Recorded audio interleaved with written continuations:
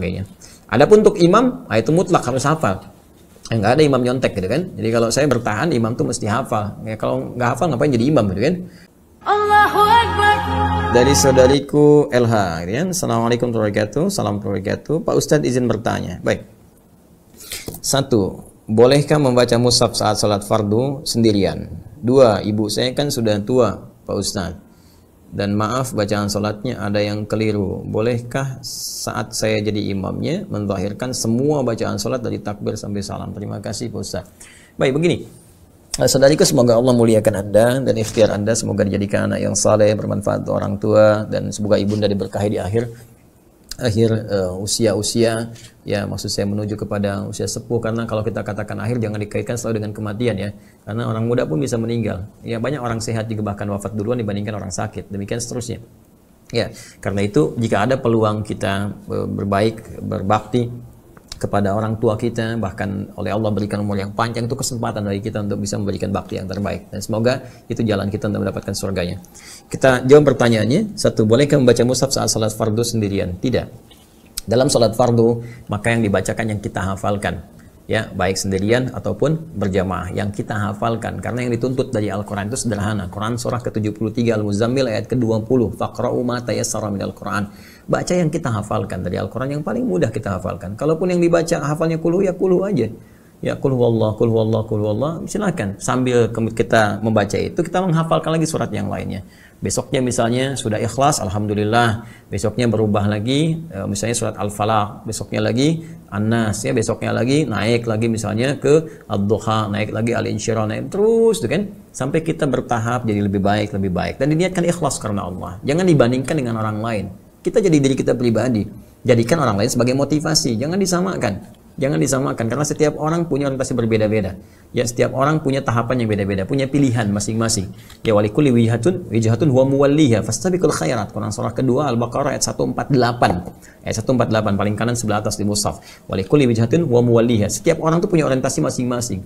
Ya, fastabiqul khairat. Silakan berlomba dari passion kita untuk menggapai kebaikan, pahala yang sama. Dia misalnya senang tahajud, Anda nggak sempat, ya Anda ganti dengan yang lain. Anda kerja Al-Quran, ya kan? Jadi bisa berimbang pahalanya. Anda nggak mampu tahajud, Quran belum baik bacaan, ya saya sambil puasa. Yang penting Anda kejar, fastabiqul khairat. Segala kebaikan kita perlombakan di situ. Jadi dalam konteks sholat fardu, yang dibaca yang kita hafalkan. Yang kita hafal itu yang kita bacakan. Di sini sepakat para ulama, kecuali dalam konteks sholat sunnah. Sholat sunnah itu pun sebagian besar ulama tetap bertahan pada apa yang dihafal, kecuali dalam konteks tertentu untuk murojaah misalnya gitu kan. Untuk murojaah ya dipegang, itu pun dalam konteks sholat sunnah, bukan sholat fardu, yang tidak mengurangi kemuliaan Al-Quran. Ya, jadi itu banyak syarat tambahannya.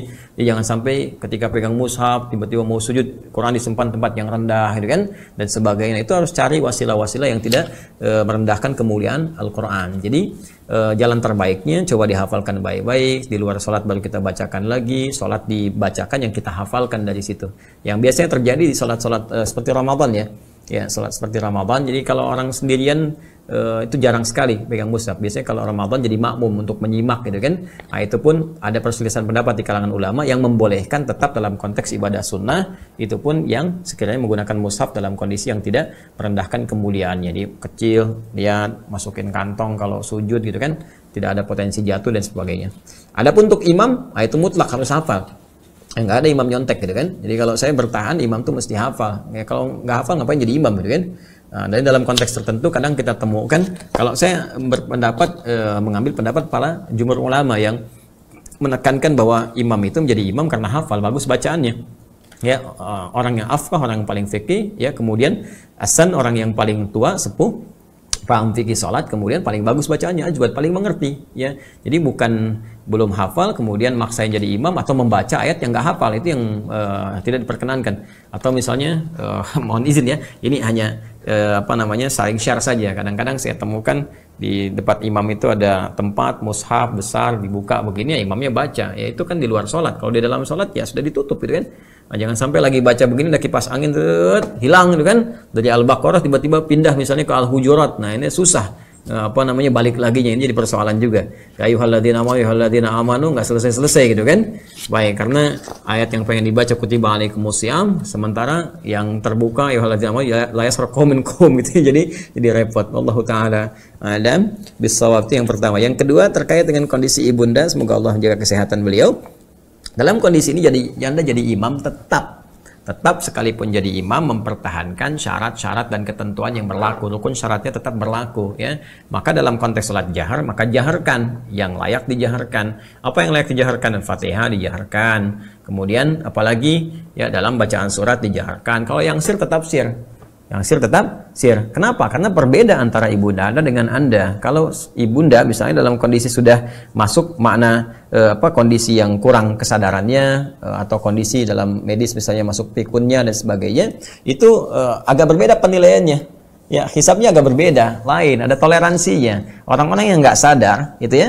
Rufi'al qalam min thalathatin, ada 3 golongan yang diangkat, ya, yang diberikan toleransi ya oleh Allah Subhanahu wa taala melalui lisan Nabi sallallahu alaihi wasallam. Ya, satu anis sabi hatta yahtalima, dari anak kecil yang belum balik sampai dia balik. Jadi anak kecil pun kalaupun dia bacaan salatnya salah itu nggak dianggap. Ya, nggak dianggap. Mohon maaf, misalnya kalaupun dia berbuat mecahin piring, ya itu nggak bisa kita hukumi juga karena belum matang gitu akalnya. Ya, dia lihat orang depan orang sholat jangan dimarahi. Emang dia belum ngerti kalau bapaknya lewat, ya, nah, depan anak yang sedang sholat, nah itu yang baru disoal. Tapi kalau anaknya lewat, ya itu bukan persoalan, gitu kan? Ya bapak, ibunya sedang sholat, bapaknya, mama, itu masalah, gitu kan? Tapi kalau anak kecil biasa, mama, gitu kan? Dia teriak, bahkan dia nangis itu nggak ada masalah. Anis sabi hatta yahtaliman. Kemudian anil majnuni hatta yufiqa, ya, dari orang yang kesadarannya terganggu, ya, kesadaran terganggu sampai dia waras kembali, dan dari orang-orang yang kesadarannya berkurang, ya, dari pingsan misalnya sampai dia sadar, atau tidur koma sampai dia sadar kembali, atau yang kesadarannya menurun seperti tadi sehingga dalam keadaan tidak sadar dia mengerjakan sesuatu, itu tidak dihukumi. Namun dalam kondisi demikian tetap kita membimbing, ya, misal dalam kondisi beliau sholat, Anda misalnya tidak sedang jadi imam di sampingnya, Anda bacakan, dia ikuti, gitu kan? Lalu kemudian baru Anda sholat. Tapi kalau Anda posisi jadi imam, Anda bacakan apa yang Anda bacakan dalam jahar, dalam sir pun Anda bacakan apa yang ada dalam sir. Ya, kalau Anda ingin ambil jalan tengahnya, misal boleh jadi ketika ibunda sholat, Anda dampingi di sampingnya misalnya, dalam konteks memberikan bimbingan, bukan dalam konteks sholat yang Anda tunaikan. Ya, misal Anda sholat dengan niat untuk membantu ibunda, nah Anda bantu bacaan-bacaan dijaharkan dari takbir sampai dengan selesai. Setelah itu Anda sholat lagi, mengulang sholat Anda misalnya, itu dibenarkan. Jadi yang satu untuk membantu ibunda, ya, dalam hal kondisi sholat, yang kedua adalah sholat yang Anda kerjakan, ya, itu semoga dengan itu jadi ikhtiar terbaik Anda untuk berbakti kepada ibunda. Wallahu ta'ala alam bissawab.